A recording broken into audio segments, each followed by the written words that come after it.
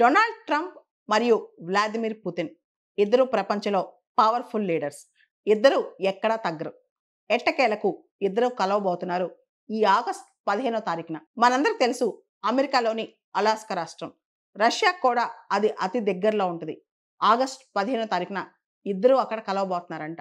In person ఫిజికల్గా Donald Trump మరియు Vladimir Putin అక్కడ చర్చలు జరపనున్నారంట.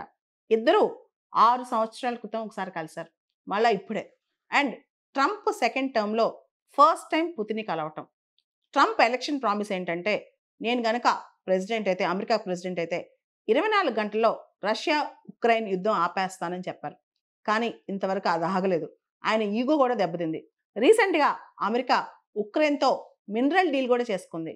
అండ్ మనకు తెలుసు ఒక పక్క రష్యా ఆర్థిక వ్యవస్థ ఈ ఉక్రెయిన్ యుద్ధంలో చిన్నా భిన్నం అయిపోయింది. ఆల్మోస్ట్ రెసెషన్, బయటికి చెప్పట్లేదు కానీ రష్యాలో అస్సలు డబ్బులు లేవు. అండ్ రష్యాలో వాళ్ళ బడ్జెట్లో 1/3 ఆఫ్ ద బడ్జెట్ డిఫెన్స్ కోసమే ఖర్చు పెడుతున్నారు. ఈ యుద్ధం కారణంగా అక్కడ యంగ్ పాపులేషన్ చాలా మంది చనిపోయారనమాట. మనందరూ తెలుసు పాతకాలంలో గ్రేట్ పవర్ రైవలరీ అనేది ఉండేది. అదంతా కూడా పొలిటికల్గా స్ట్రాటజికల్గా ఉండేదన్నమాట. అయితే పెద్ద పెద్ద పవర్స్ రైవలరీలో ఉంటే కొట్టుకుంటే ఏమొస్తుంది, సహకరించుకుంటే కదా అందరికీ మంచి జరిగేది.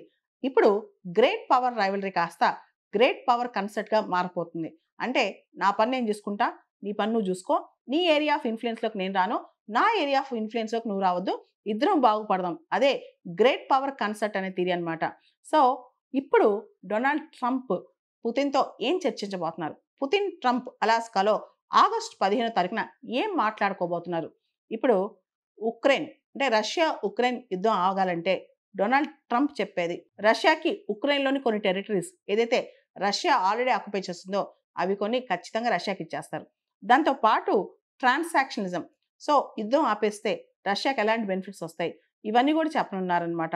మనకు తెలుసు అమెరికా ఎప్పుడు కూడా ఈ మధ్య కాలంలో తన జాతి ప్రయోజనం మాత్రమే చూసుకుంటుంది. అంతేకాదు అమెరికా ఇప్పుడు ప్రాపర్గా యాంటీ గ్లోబలైజేషన్ ఎజెండా పాటిస్తుంది. అంటే తన ఇంట్రెస్ట్ తన వరకే తను చూసుకుంటుంది అనమాట. సో దీన్నే ట్రాన్సాక్షనల్ డిప్లొమసీ అని కూడా అంటారు. నాకేం ఇస్తావు, మీ ఇంటికి వస్తే నాకేం ఇస్తావు, నా ఇంటికి వస్తే ఏం తెస్తావు, నాకేం వచ్చింది, నాకేం లాభం జరుగుద్ది, ఇదే అమెరికా ఆలోచిస్తుంది అనమాట. సో డొనాల్డ్ ట్రంప్కి ఇంకో ఆశ కూడా ఉంది. ప్రపంచంలో చాలా కాన్ఫ్లిక్ట్స్, చాలా యుద్ధాలు నేను ఆపేస్తున్నానని చెప్పి ఆయన ప్రగల్భాలు పలుకుతున్నారు. అదే దిశగా రష్యా యుక్రెయిన్ మధ్య యుద్ధం కూడా ఆపి నోబెల్ ప్రైజ్ సాధించాలనుకుంటున్నారు అనమాట. దాంతోపాటు అమెరికా యొక్క డిఫెన్స్ ఎక్స్పెన్సెస్ కూడా ఏదైతే ఉక్రెయిన్కి అమెరికా సపోర్ట్ చేస్తున్నారో ఆ ఖర్చు కూడా పెరుగుతుంది. కాబట్టి డొనాల్డ్ ట్రంప్ ఇంకా యుద్ధం ఆపక తప్పదు. కాబట్టి రష్యా యుక్రెయిన్ మధ్య యుద్ధం ఆపడానికి డొనాల్డ్ ట్రంప్ పుతిన్ని అలాస్కాలో కలుస్తున్నారు ఆగస్టు 15వ తారీఖు.